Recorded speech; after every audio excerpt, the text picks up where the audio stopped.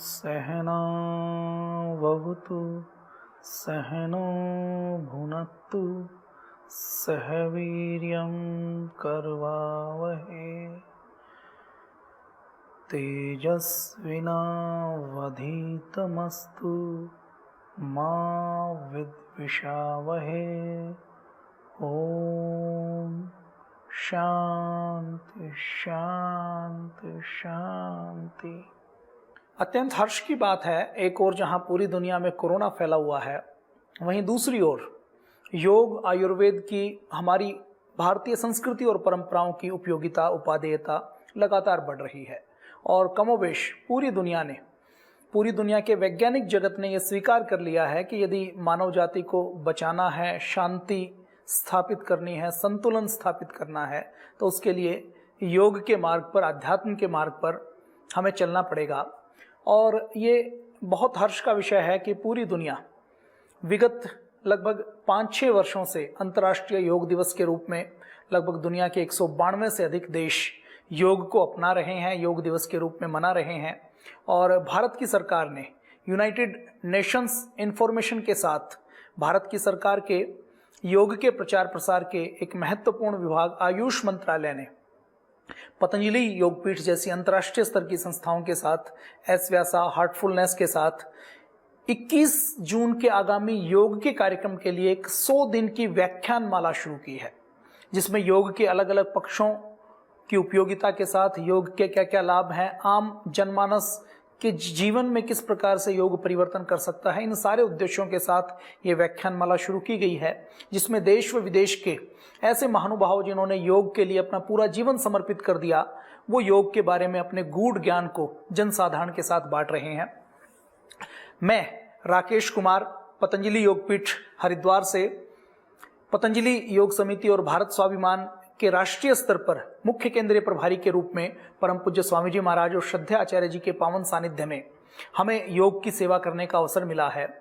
और बड़ी गंभीरता और जिम्मेदारी के साथ, प्रामाणिकता के साथ आज हम जब अलग अलग रिसर्च जर्नल्स देखते हैं, पूरे देश और दुनिया में जो रिसर्च हो रही है उसको देखते हैं, तो योग की उपयोगिता पूरी दुनिया के सामने एकदम खुल कर आती है। योग को आज केवल पुस्तकों की वस्तु नहीं माना गया है, केवल योग को हिमालय में रहने वाले संतों की वस्तु नहीं माना गया है। योग को आज पूरी दुनिया ने विज्ञान की कसौटी पर कसकर योग को आम जनमानस के जीवन का हिस्सा स्वीकार कर लिया है। योग की उपयोगिता, हम विद्यार्थी हैं तो भी हमारे जीवन में योग की उपयोगिता है। हम लेक्चरर हैं, हम प्रोफेसर हैं, हम शिष्य हैं, हम गुरु हैं, तो योग की हमें आवश्यकता है। हम कोई वर्क प्रोफेशनल हैं तो हमें योग की आवश्यकता है। हम घर पर रहते हैं तो योग की आवश्यकता है। हम श्रमिक हैं तो योग की आवश्यकता है। हम कर्मचारी हैं, हम अधिकारी हैं तो योग की आवश्यकता है। हम बॉर्डर के ऊपर सेना के सैनिक के रूप में सेवा दे रहे हैं तो भी हमें डिप्रेशन से, तनाव से, एकाग्रता और कंसंट्रेशन को बढ़ाने के लिए योग की आवश्यकता है। जीवन के किसी भी क्षेत्र में, चाहे सेल्समैन हैं, चाहे व्यापारी हैं, अधिकारी हैं, कर्मचारी हैं, किसान हैं, मजदूर हैं, हाउसवाइफ हैं, कोई विद्यालय में, स्कूल कॉलेज में जाने वाला स्टूडेंट है जो परीक्षा के स्ट्रेस में आता है, जीवन का कोई ऐसा अंग, कोई ऐसा कोना नहीं है जहां पर योग की उपादेयता, योग की उपयोगिता नहीं है। और योग की इस उपयोगिता को परम पूज्य स्वामी जी महाराज जैसे बहुत से हमारे योग गुरुओं ने, योग ऋषियों ने इसको समझा है। और पूज्य स्वामी जी महाराज ने पतंजलि योगपीठ के माध्यम से लगभग 25 वर्ष पूर्व एक संकल्प लिया कि हमें दुनिया के सभी देशों में और घर घर तक योग को पहुंचाना है। हमें मानव जाति को आधुनिक होने वाले बीमारियों के आक्रमण से, विनाश से बचाना है और साथ ही साथ इस पूरी मानवता को, इस पृथ्वी को पर्यावरण की रक्षा करते हुए विश्व शांति की स्थापना करनी है। और ये विश्व शांति की स्थापना अगर पूरी दुनिया के अलग अलग प्रोटोकॉल की बात करें, यूनाइटेड नेशंस की बात करें, तो उसके कुछ प्रोटोकॉल्स पर, संविधान पर किसी व्यक्ति को आपत्ति हो सकती है। लेकिन हम योग में यदि महर्षि पतंजलि की बात करें, महर्षि पतंजलि के अष्टांग योग में केवल यम नियम की बात करें, तो पूरी दुनिया के सारे कानून, सारे संविधान, उनको एक तरफ रख दिया जाए और केवल यम नियम के ऊपर पूरी दुनिया की सरकारें, पूरी दुनिया के व्यक्ति सहमत हो जाएं, तो हमें किसी भी प्रकार से अलग से, किसी भी प्रकार के टकराव की, किसी भी प्रकार के आतंकवाद की कहीं कोई गुंजाइश नहीं बचेगी। तो महर्षि पतंजलि का यह योग, भारत का यह योग, भारत के पूर्वजों का यह योग मानव जाति के इतिहास में मानव जीवन के व्यक्ति से लेकर एक संस्कृति तक, एक समाज तक, एक राष्ट्र तक, जीवन के हर अंग में इस योग की उपादेयता है। योग की मैं अगर केवल रिसर्च की बात करूं तो गूगल स्कॉलर के ऊपर हम जब गूगल करते हैं तो हम जैसे ही योग के क्लिनिकल कंट्रोल ट्रायल की बात करते हैं, बेनिफिट्स ऑफ योगा की बात करते हैं, तो 1 सेकंड के 20वें हिस्से में लगभग 52,000 परिणाम आते हैं। 52,000।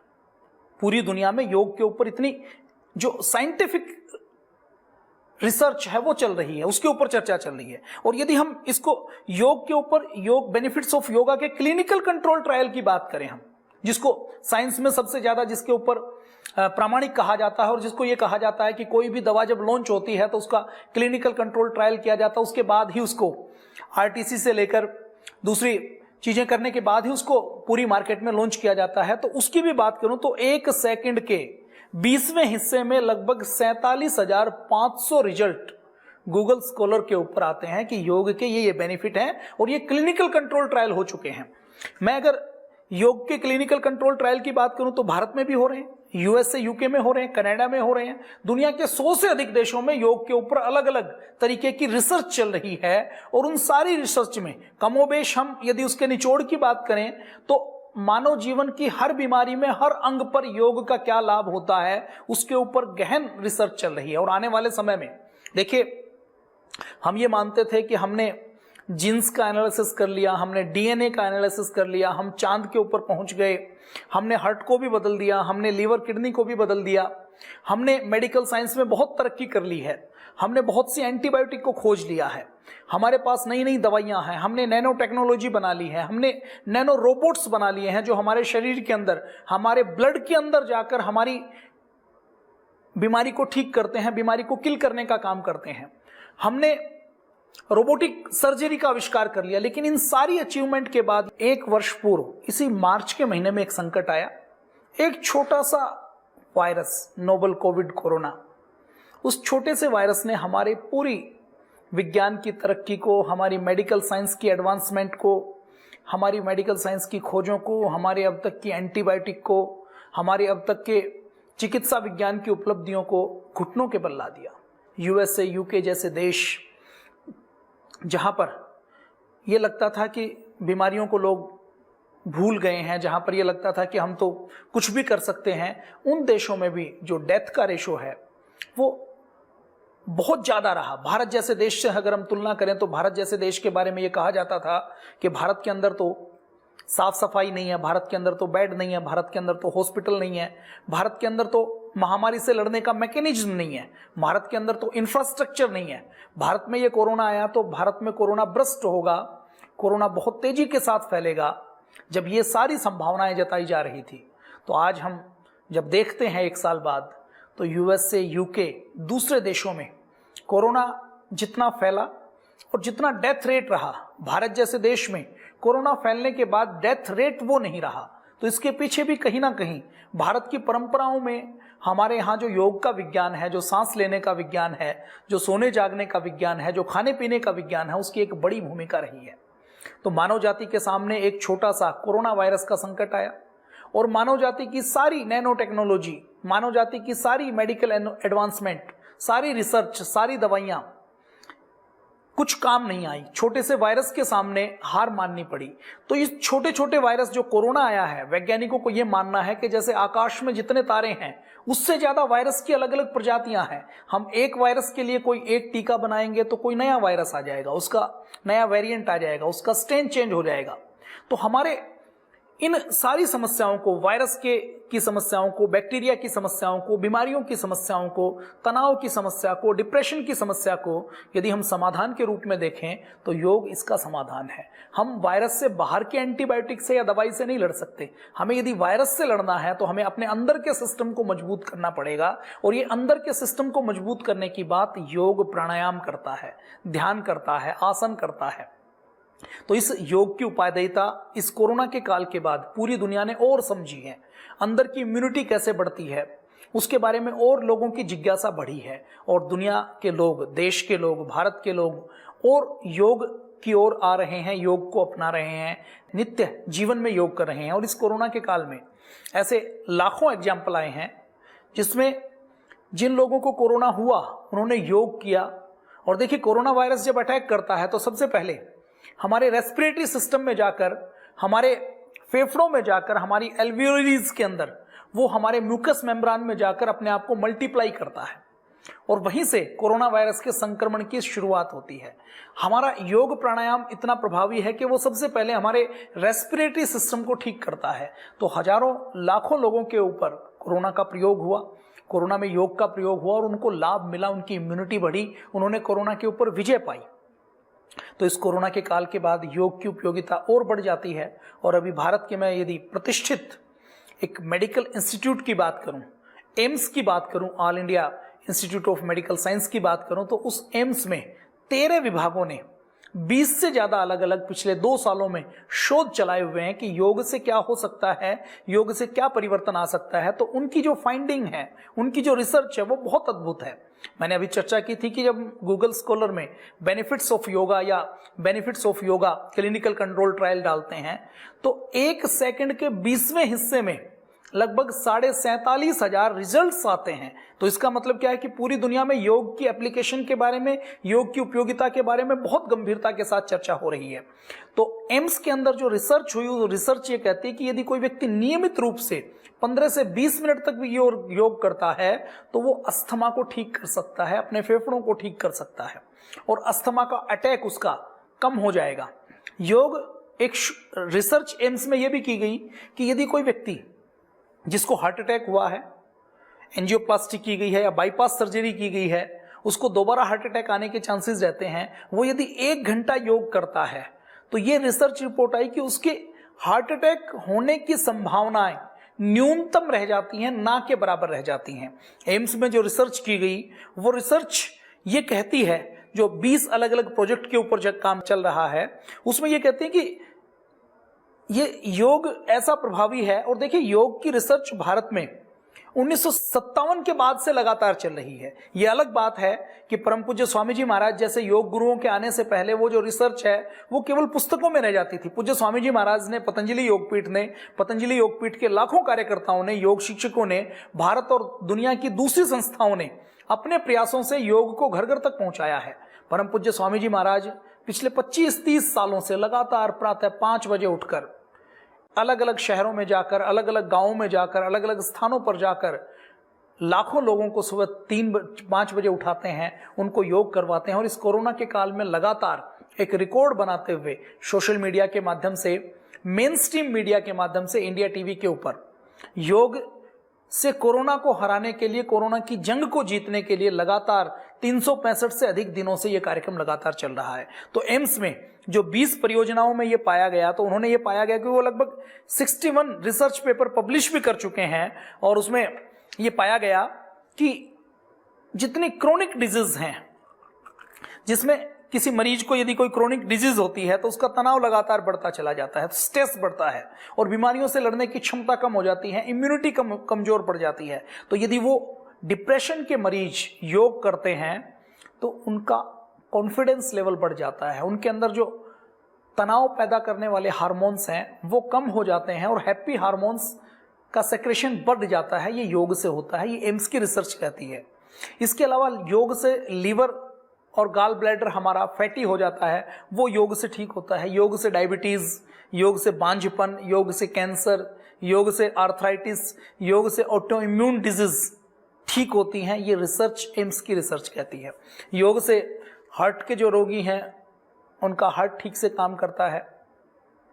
जो अलग अलग रिसर्च साइंटिस्ट हैं वो ये कहते हैं कि यदि हम रूटीन में योग करते हैं तो योग करने से हमारे बॉडी के अंदर जो टॉक्सिन्स पैदा होते हैं, और अभी तो देखिए रिसर्च ये कहते हैं कि मां के गर्भनाल में छोटे नवजात बच्चे के अंदर भी नैनो प्लास्टिक पाया गया है, टॉक्सिन्स पाए गए हैं। डीडीटी हम छिड़कते हैं, पेस्टिसाइड हम डालते हैं, वो मां के नवजात शिशु के जो पेट के अंदर है, कोख के अंदर, उसके अंदर चले जाते हैं। उसका जो पीपीएम लेवल है वो निर्धारित पीपीएम लेवल से कई गुना ज्यादा हो जाता है। तो बच्चा जब जन्म लेता है तो कैंसर जैसी बीमारियां होती है। तो हमारे ब्लड को प्यूरिफाई करने का, डिटॉक्सिफाई करने का काम योग करता है। हमारे रक्त को शुद्ध करने का काम करते हैं। शरीर के अंदर जितनी बीमारियां होती हैं उसमें इन्फ्लेमेशन, जब हमारी इम्यूनिटी कमजोर पड़ जाती है और अंदर बीमारियों के साथ हमारे शरीर की प्रतिरक्षा प्रणाली का जब युद्ध चलता है तो हमारे शरीर के अंदर एक इन्फ्लेमेशन पैदा होती है।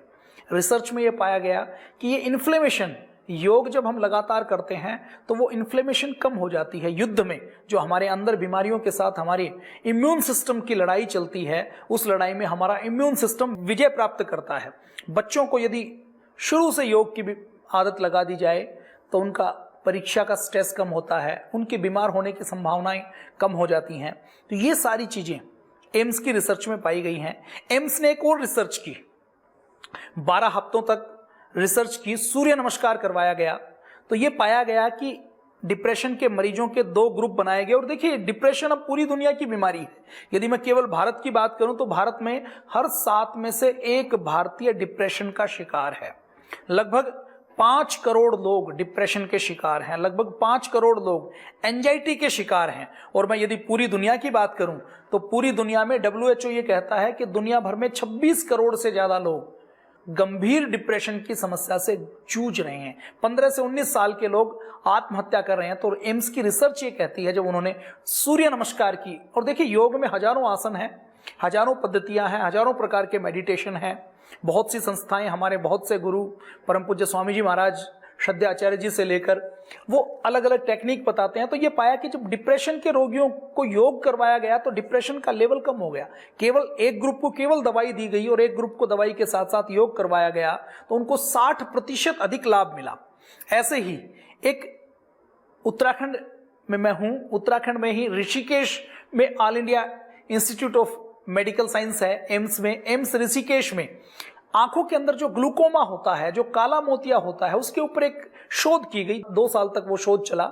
उस शोध का रिजल्ट ये कहता है कि जिनको ग्लूकोमा था, काला मोतिया था, उनके 2 ग्रुप बनाए गए। एक ग्रुप को सिंपल दवाइयां दी गई और दूसरे ग्रुप को योग भी साथ साथ करवाया गया। तो जिस ग्रुप को योग करवाया गया, ये पाया गया कुछ दिन योग करवाने के बाद कि उस ग्रुप में ग्लूकोमा के ऊपर, आंखों के ऊपर जो प्रेशर है, जो दबाव है, वो दबाव 20% तक कम हो गया। तो ये योग के लाभ एम्स ऋषिकेश की मैंने एक बात की। इसके अलावा एम्स दिल्ली में जो रिसर्च हुई उसमें जो एस्थमेटिक COPD के पेशेंट हैं उनको योग से तत्काल लाभ मिलता है, क्योंकि योग पूरी बॉडी के ऊपर इफेक्ट करता है, लेकिन योग और प्राणायाम में जो प्रभाव शुरू होने का रास्ता है वो फेफड़ों से, हमारे रेस्पिरेटरी सिस्टम से शुरू होता है। मेटाबॉलिक सिंड्रोम, जो कई मिलीजुली बीमारियां होती हैं, इन मेटाबॉलिक सिंड्रोम में हमें मोटापा होता है, कोलेस्ट्रॉल हो जाता है, फिर BP हो जाता है। और मेटाबॉलिक सिंड्रोम जिसको होता है, डायबिटीज होने की संभावना उन लोगों को सामान्य व्यक्तियों से 5 गुना ज्यादा हो जाती है। हार्ट की डिजीज के चांसेस 2 गुना ज्यादा बढ़ जाता है। रिसर्च में ये पाया गया है कि अलग अलग प्रकार की लाइफस्टाइल डिजीज मेटाबॉलिक सिंड्रोम से लगती हैं। मेटाबॉलिक सिंड्रोम के रोगियों को योग करवाया गया तो उनको बहुत लाभ महसूस हुआ, उनके स्ट्रेस हार्मोन्स कम हो गए। बांझपन के ऊपर डिपार्टमेंट ऑफ फिजियोलॉजी में रिसर्च की गई तो रिसर्च में पाया गया कि बांझपन में, इनफर्टिलिटी में योग बड़ा काम करता है, डायबिटीज में योग बड़ा काम करता है, टाइप 2 डायबिटीज की राजधानी भारत बनता जा रहा है, मोटापे में बहुत काम करता है, न्यूरो मस्कुलर डिस्ट्रोफी में, डिसऑर्डर में, मिर्गी में, लकवा में, डिप्रेशन में योग बहुत काम करता है। हमारे ब्रेन की जो अल्फा वेव हैं वो बढ़ जाती हैं। स्ट्रोक की वजह से कई लोगों को लकवा हो जाता है, तो योग प्रोटोकॉल जिनको लकवा के रोगियों को करवाया गया, जिनको स्ट्रोक हुआ, एक ग्रुप को केवल दवाइयां दी गई, एक ग्रुप को दवाइयों के साथ योग दिया गया, तो उनकी जो बॉडी का बैलेंस है वो बहुत इंप्रूव हो गया।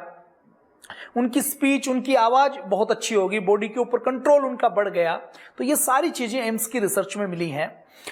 पतंजलि योगपीठ में भी बहुत सी रिसर्च चल रही है। मैं केवल यदि पतंजलि की बात करूं तो पतंजलि योगपीठ में हजारों प्रकार की रिसर्च चल रही है। पतंजलि का जो रिसर्च डिपार्टमेंट है उसका एक स्पेशल लेक्चर भी आपको डॉक्टर सरली टेलिस ने इसके लिए रिकॉर्ड किया है। मैं संक्षेप में यदि उसकी बात करूं तो पतंजलि कि एक अपनी बड़ी रिसर्च टीम योग के ऊपर, आयुर्वेद के ऊपर शोध करने में लगी हुई है।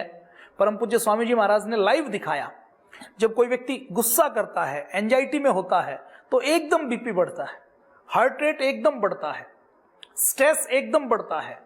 और आधुनिक मशीनों पर जिसमें लाइव बीपी की, हार्ट रेट की मॉनिटरिंग हो रही है, उसी में पूज्य स्वामी जी महाराज ने फिर अनुलोम विलोम भस्त्रिका करके दिखाया। जैसे ही अनुलोम विलोम भस्त्रिका करते हैं, जैसे योग करते हैं, तो जैसे बीपी बढ़ता है वैसे ही उतनी ही तेजी के साथ बीपी नॉर्मल होता है, हार्ट रेट नॉर्मल होता है। ये चीजें तो ऐसे फिजिकल पैरामीटर्स हैं जो आज हम सिंपल मेडिकल की मशीनों से नाप सकते हैं। कुछ चीजें ऐसी हैं जिनको हम तात्कालिक लाइव नहीं जिसको मेजर कर सकते, उन चीजों के ऊपर भी योग का फर्क पड़ता है। तो पतंजलि में जो योग के ऊपर रिसर्च हो रही है, उसके मुख्य रूप से 5 अलग अलग एरियाज हैं। फिजियोलॉजिकल स्टडी हो रही है, दूसरा सर्वे हो रहा है, तीसरा ऑक्यूपेशनल रिलेटेड रिसर्च करने का काम पतंजलि कर रहा है, थेरेपेटिक योगा के बारे में रिसर्च करने का काम पतंजलि कर रहा है, इसके साथ साथ बच्चों के लिए योग के क्षेत्र में पतंजलि कर रहा है, मेडिटेशन के ऊपर रिसर्च करने का काम पतंजलि कर रहा है। तो फिजियोलॉजिकल स्टडी में पतंजलि ने अलग अलग रिसर्च की है। 150 से अधिक पतंजलि के रिसर्च पेपर योग, आसन, प्राणायाम, मेडिटेशन के ऊपर पब्लिश हो चुके हैं।